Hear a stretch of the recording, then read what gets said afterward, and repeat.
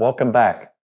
We're going to be looking at the third part of the Etude number 18 in B flat major, one of the etudes for this year's ATSSB all region auditions. The etude is very difficult. ATSSB uses a 5-year rotation of etudes, and this is year B.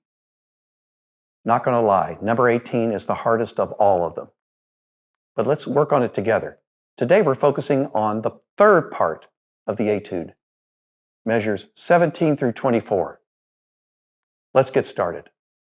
Now, let's get an idea how this middle section of the etude should sound.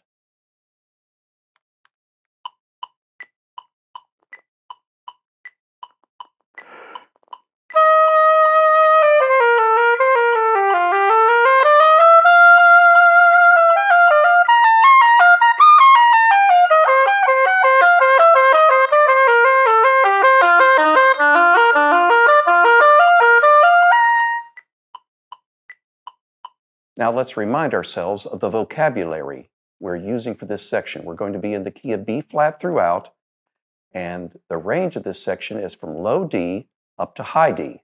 So let's briefly go over the B flat scale all the way up to high D.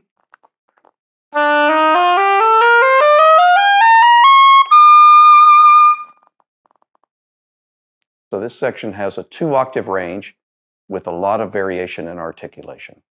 There's only one altissimo note, and it's not extremely high. It's D6, the high D. Now, we're going to be tonguing that note, so we'll use the standard fingering. Half hole, 2 and 3 in the left hand, the middle finger of the right hand, and the low C key. Since you're tonguing that note, use all of those fingers. The third part of this etude has one arpeggio, B flat major. Let's look at it. It's near the very end of the section before the breath mark. It starts on low D, and it ascends in pieces up to the high B flat. Because of the speed you'll be playing with eventually, I encourage you to use forked F here.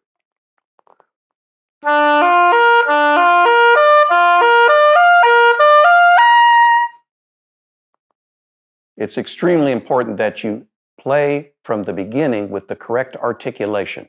Otherwise, it'll be very difficult to break bad habits later. Most of this section of the etude is written in straight 16th notes, so no counting issues there.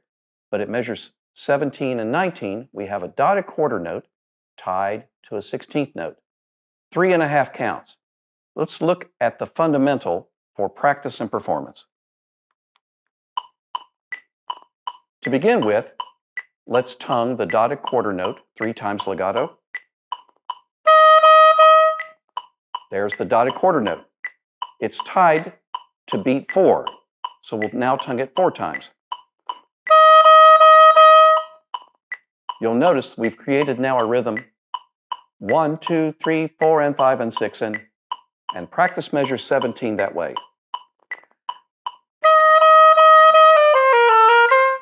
Now measure 19 the same way.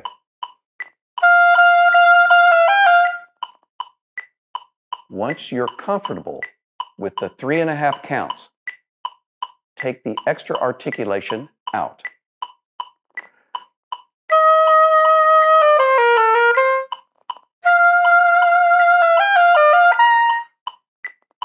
And you'll notice measures 17 and 19 not only have the same rhythm, but they're constructed melodically in a similar way. Before you begin your practice on this section of the etude, do a warm-up that consists of air exercises, long tones, and the B flat scale. Then go to work on the etude using a metronome.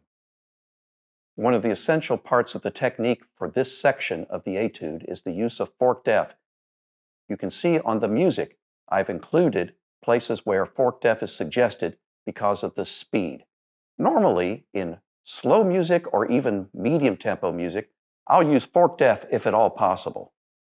But the speed of this one makes the forked F a much more attractive alternative. Now let's look at the technique for the awkward measures 21 and 22. You can see on the music example, I've circled certain notes. I call them my goalpost notes because the skeleton of those two measures is a descending line. Notice G, G flat, F, F flat, E flat, D, a chromatic scale. So first, I practiced the chromatic scale.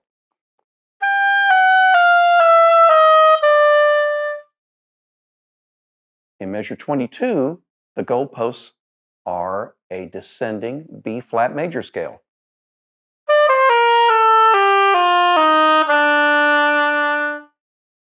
Slowly practice the goalposts in rhythm.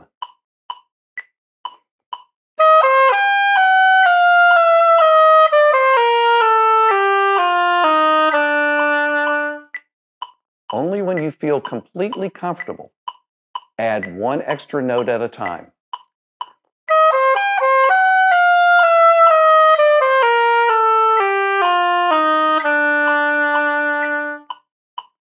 What I'm not able to show you on this video are the many hours I spent practicing that very idea, adding one note at a time over and over again until I could play smoothly with one airstream and a still face.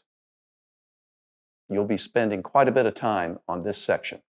Now let's look at the technique in measures 23 and 24, the extended B-flat major arpeggio. Practice this slower with the metronome so that you can incorporate both the forked F and the articulation exactly as marked.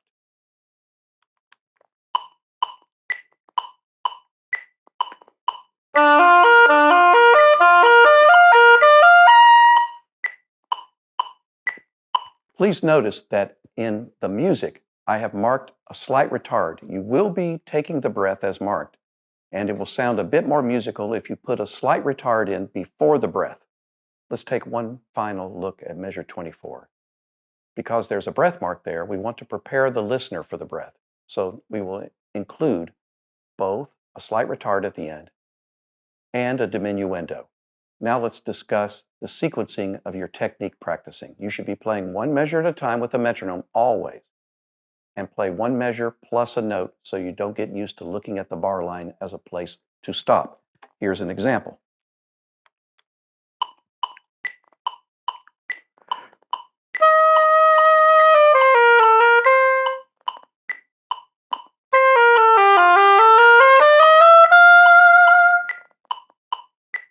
Once you feel comfortable with several measures of that technique, start to layer them together in 2 measure segments and then more. Work slowly at first. Make sure that you're comfortable with the fingers before you work towards larger groups. When talking about phrasing in this section of the etude, note that almost entirely it is one long crescendo. Think of it in that way, and then practice the last 2 measures as a little bit of a diminuendo to prepare for the breath. The oboist must daily work on tone quality. Start by playing the first note of each measure with and without a metronome, focusing on airstream and vibrato.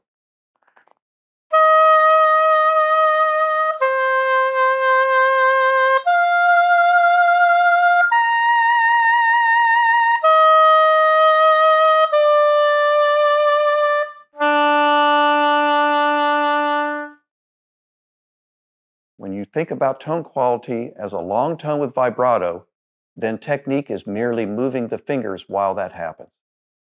I want to take this moment to remind you, journal your progress and set daily and weekly and longer-term goals.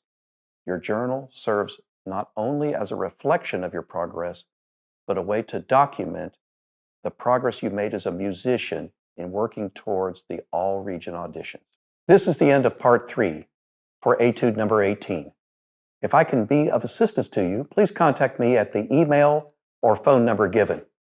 Remember, practice every day, journal your progress.